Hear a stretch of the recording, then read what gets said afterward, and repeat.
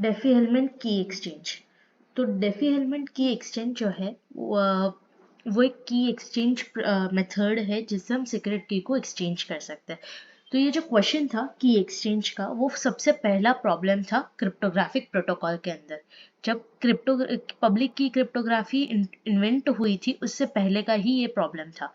DeFi-Hellman की agreement protocol जो है वो 1976 में बना था, जो एक प्रैक्टिकल मेथड है, फर्स्ट प्रैक्टिकल मेथड है जिससे हम सीक्रेट की को शेयर कर सकते हैं over an unsecured communication channel. इसके अंदर दो पार्टीज जो है, user and sender and the receiver, दोनों जो है वो एक पर्टिकुलर की पर अग्री करते हैं फॉर सिमेट्रिक एन्क्रिप्शन। और इसके अंदर इविसड्रॉपिंग हो सकता है, लेकिन की जो है वो ऑब्टेन नहीं की जा सकती है। कैसे, वो देखते हैं हम लोग। तो सबसे पहले क्या होता है इसके अंदर, फॉर एग्जाम्पल बॉब और एलिस के बीच में कन्वर्जेशन हो रहा है, तो क्या करेंगे, बॉब और एलिस जो है वो अग्री करेंगे एक प्राइम नंबर पी पे और एक बेस जी पर। यानी पी और जी जो है वो शेयर्ड होगा एलिस और बॉब के बीच में। उसको हमें प्रोटेक्ट करने की जरूरत नहीं है। पी और जी जो है वो अनप्रोटेक्टेड होंगे, वो कोई सीक्रेट नंबर नहीं होगा। फिर क्या होगा, एलिस जो है वो सेंडर है, तो वो एक सीक्रेट नंबर चूज करेगा ए।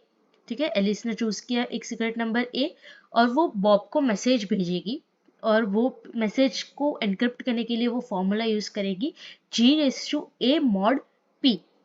ठीक है, और बॉब जो है वो एक सीक्रेट नंबर चूज करेगा बी, और सेंड करेगा एलिस को मैसेज G⁻B mod P के फॉर्म में। ठीक है, दोनों एक दूसरे को मैसेज सेंड कर रहे हैं। यहाँ पे अगर देखा जाए तो दोनों एक दूसरे को क्या कर रहे हैं, मैसेज सेंड कर रहे हैं। यहाँ पे दोनों ही सेंडर है। पहले एलिस जो है वो एक सीक्रेट नंबर चूज करती है ए, और फिर बॉब को मैसेज सेंड करती है, और बॉब जो है वो एक सीक्रेट नंबर चूज करता है बी, और एलिस को मैसेज भेजता है। फिर एलिस उस मैसेज को कंप्यूट करता है by using a formula G⁻B mod P raise to A mod P। वैसे ही बॉब जो है वो मैसेज को कंप्यूट करता है कैसे, G⁻A mod P raise to B mod P। ठीक है, दोनों ने एक दूसरे के मैसेज को कंप्यूट किया। ये एक थ्योरेटिकल एल्गोरिथम है, इसका एग्जांपल देखेंगे तो ज़्यादा क्लियर होगा, लेकिन फिलहाल ये याद रख लो कि यहाँ पे हम 4 फॉर्मूला का यूज़ कर रहे हैं। पहली फॉर्मूला जो है वो सेंडर रिसीवर को भेजेगी, और वहाँ पे वो एक रैंडम नंबर चूज कर रहा है ए, सीक्रेट नंबर चूज कर रहा है ए, और उसने फॉर एग्जांपल एलिस बॉब का ही एग्जांपल ले लेते हैं।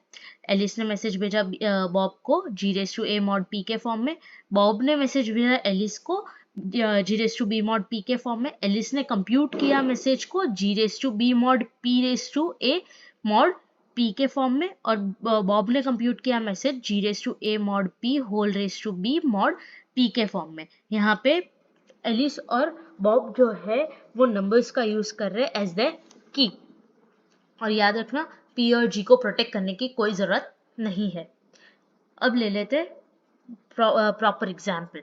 ठीक है, यहाँ पे क्या होगा, एक लोकल की लिया हुआ है, एलिस ने खुद का एक मैसेज सीक्रेट की लिया हुआ है ए, तो वो G⁻A mod N के फॉर्म में एक मैसेज भेजेगी बॉब को। बॉब जो है वो भी एक मैसेज भेजेगा एलिस को। बॉब ने भी एक मैसेज भेजा एलिस को। ठीक है, उसने अपना मैसेज जो है वो सीक्रेट की बी के साथ यूज किया। ठीक है, G⁻B mod N के फॉर्म में। फिर जो मैसेज मिला एलिस को, जो मैसेज मिला उसने उसको कंप्यूट कैसे किया, उसने कंप्यूट किया उसको G⁻B mod N⁻A mod N के फॉर्म में। यानी इसको अगर हम सिंप्लीफाई करें तो क्या होगा, G⁻B⁻A mod N, यानी हमें एक सीक्रेट की मिल गया, एलिस को एक सीक्रेट की मिल गया जिसको हम बोलेंगे K of AB। वैसे ही बॉब को जो एलिस ने मैसेज भेजा था वो उसको कंप्यूट करेगा। तो बॉब का मैसेज वो कैसे बॉब जो है वो एलिस का मैसेज कैसे कंप्यूट करेगा, G⁻A mod N raise to B mod N। और उसको अगर हम सिंप्लीफाई करें तो क्या मिलेगा, G⁻A⁻B। जैसे यहाँ पे इसको G⁻B⁻A मिला, वैसे यहाँ पे उसको क्या मिलेगा, G⁻A⁻B। दोनों एक ही हुआ ना, A⁻B करो या B⁻A करो, राइट। तो दोनों सेम हुआ, तो दोनों को सेम की जो है वो उन्होंने शेयर कर ली। इसके बाद वो लोग क्या करेंगे, अपना कम्युनिकेशन शुरू करेंगे। फिर एलिस जो है वो अपना एक मैसेज भेजेगी, बॉब जो है वो अपना मैसेज भेजेगा, राइट। मैसेज एक्सचेंजिंग जो प्रोसेस है वो सीक्रेट के शेयर होने के बाद शुरू होगा। यहाँ से वो मैसेज एक्सचेंज शुरू कर रहे हैं। यहाँ पे जो प्रोसीजर हुई वो सिर्फ की एक्सचेंज की थी, ठीक है। Now let's take proper example of this, ठीक है। प्रॉपर एग्जाम्पल के अंदर हम क्या कर रहे हैं, सबसे पहले बॉब और एलिस जो है वो पी और जी की वैल्यू एक दूसरे के साथ अग्री कर लेंगे, ठीक है, जो प्रोटेक्ट करने की जरूरत नहीं है, राइट, ये सीक्रेट वैल्यूज नहीं है। सो पी इज इक्वल्स टू 23 जो एक प्राइम नंबर है, और जी इज इक्वल्स टू 5 जो एक बेस है, ठीक है। उन दोनों ने ये शेयर कर लिया।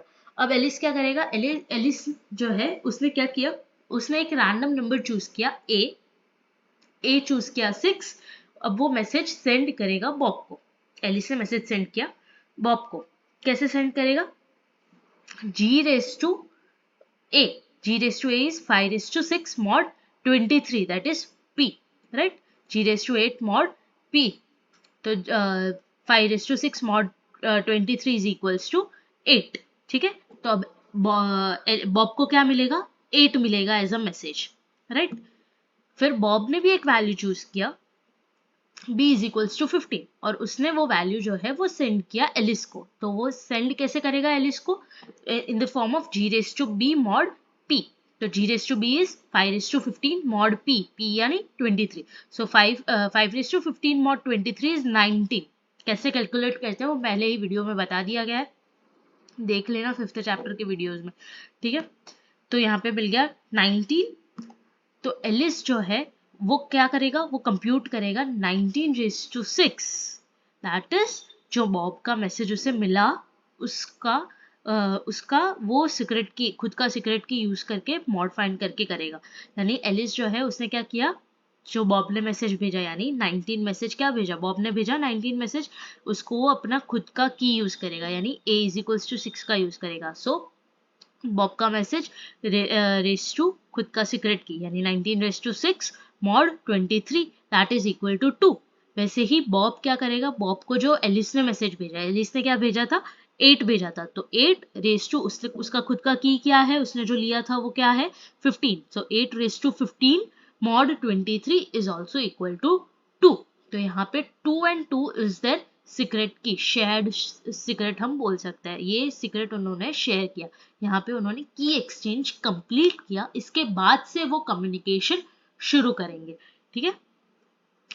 अब अगर ए बी या पी की लार्जर वैल्यूज यहाँ पे जरूरत पड़ेगी, छोटे छोटे वैल्यूज होंगे तो इवर्स ड्रॉपिंग का खतरा रहेगा, बड़े बड़े वैल्यूज होने जरूरी है, राइट। तो इवर्स ड्रॉपिंग जो है वो वैल्यूज डिस्कवर नहीं कर पाते, इवन इफ इवर्स ड्रॉपर को पता हो कि पी का वैल्यू क्या है, जी का वैल्यू क्या है, फिर भी वो मैसेज ऑब्टेन नहीं कर पाएगा, राइट। डेफी हेलमैन के अंदर सपोज प्राइम नंबर जो है पी जो है प्राइम नंबर, वो अगर 300 डिजिट्स के अराउंड है और ए और बी जो है वो 100 डिजिट्स के अराउंड है, ठीक है, एटलीस्ट 100 डिजिट्स के अराउंड है। तो यहाँ पे जो शेयर्ड सीक्रेट है, यानी G comma P comma G raise to A mod P और G raise to B mod P जो है वो कैलकुलेट होने में बहुत ज़्यादा टाइम लगेगा, यानी लाइफ टाइम ऑफ यूनिवर्स लगेगा, फिर भी वो फाइंड नहीं कर पाएंगे for any best known algorithm. इसको हम बोलते हैं डिस्क्रिट लॉगरिथमिक प्रॉब्लम। ये एक तरीके की प्रॉब्लम है जो हम फेस करते हैं जब ऐसा सिचुएशन आता है तब। अब एक और बात है, एक क्वेश्चन अराइज होता है कि जब दो पार्टीज जो है वो सीक्रेट वैल्यू पे अग्री होते हैं, मैसेज एक्सचेंज करते हैं, और इविस ड्रॉपर जो है उसको हर्ड कर सकता है, यानी इविस ड्रॉपिंग अटैक हो सकता है, राइट। तो भी डेफी हेलमैन को हम क्यों यूज करते हैं, तो डेफी हेलमैन जो है वो उसमें इविसड्रॉपिंग हो सकता है, लेकिन स्टिल वो वाइडली यूज होता है बिकॉज जब हम लार्जर इनपुट का यूज करते हैं, बहुत ज्यादा इनपुट का यूज करते हैं, बहुत बड़ा इनपुट होता है, तब डेफी हेलमैन जो है वो ज्यादा सिक्योरली काम करता है और इविसड्रॉपिंग अटैक जो है वो वहां पे पॉसिबल नहीं होगा। कैसे नहीं होगा, इविसड्रॉपिंग अटैक यानी man in the middle attack हम बोल सकते हैं, राइट। तो man in the middle attack के अंदर क्या हो रहा है, एलिस डार्थ को मैसेज भेजेगा, राइट। अब एलिस बॉब को मैसेज भेजना चाहता है, लेकिन बीच में डार्थ जो है वो इविसड्रॉप कर रहा है, ठीक है। तो इसमें क्या हो रहा है कि एलिस जो है वो मैसेज क्या भेजेगा, g⁻a mod n वाला मैसेज भेजेगा, जो यहाँ पे वो भेज रहा है, राइट। यहाँ पे उसने क्या भेजा, g⁻a mod n वाला भेजा, राइट। तो यही सेम मैसेज उसने बॉब को भेजना चाहा, लेकिन डार्थ ने वो मैसेज पकड़ लिया। वैसे ही बॉब जो है वो भी एलिस को मैसेज भेज रहा है g⁻b mod n के फॉर्म में, लेकिन वो भी डार्थ ने पकड़ लिया। यानी अभी डार्थ के पास db भी है, da भी है, राइट। अब डार्थ क्या करेगा, डार्थ जो है वो एलिस को मैसेज भेजेगा इन the form of g⁻db mod n, जो उसको बॉब के पास से मिला वही फॉर्म के अंदर उसको भेजना पड़ेगा। वैसे ही डार्थ जो है वो बॉब को भी मैसेज किस फॉर्म में भेजेगा, g⁻da mod n के फॉर्म में। अब एलिस क्या कंप्यूट करेगा, एलिस कंप्यूट करेगा g⁻db mod n⁻a mod n, यानी जो बॉब ने भेजा वही मैसेज। लेकिन अभी डार्थ के पास तो दोनों ही मैसेजेस है, तो वो क्या करेगा, दोनों के मॉड फाइंड करेगा, फॉर्मूलाज लगा के दोनों के मॉड फाइंड करेगा, लेकिन उसके पास ए और बी का वैल्यू नहीं है, राइट। ए और बी का वैल्यू नहीं है, तो वो db और da का यूज करेगा, यहाँ पे da और db का यूज करेगा। तो सेम एलिस भी da और db का यूज, एलिस जो है वो db का यूज करने वाला है यहाँ पे, और बॉब जो है वो da का यूज करने वाला है। यानी तीनों के पास जो है वो सेम की आ गई है, यानी Darth has successfully eavesdropped the messages, right. अब इसको ऑथेंटिकेट करना है, यहाँ पे eavesdropping हो गया, डार्थ के पास की आ गई, ए और बी का वैल्यू आ गया, राइट। तो इसको ऑथेंटिकेट करना है तो हम क्या कर सकते हैं, ऑथेंटिकेटेड वर्जन क्या होगा इसका, कि एलिस बॉब को जब मैसेज भेज रहा है तो वो पब्लिक हम बोल सकते हैं g⁻a mod n के फॉर्म में भेज रहा है, और बॉब जो है वो एलिस को मैसेज भेजेगा इन the form of g⁻b mod n। ये प्राइवेटली होगा सारा काम, ठीक है। और एलिस जो है वो उसको कंप्यूट करेगा, राइट। सिमिलरली बॉब जो है उसको कंप्यूट करेगा, कंप्यूट करने की फॉर्मूला हमें पता है कि g⁻b mod n a, यानी यहाँ पे जो की एक्सचेंज जो है वो प्राइवेटली होना चाहिए, और उसके बाद दोनों के पास सेम कीज मिल जाएगी और दोनों एक दूसरे के साथ मैसेज करना शुरू हो जाएंगे, राइट। सो ये था पूरा डेफी हेलमैन का की एक्सचेंज प्रोसीजर, राइट।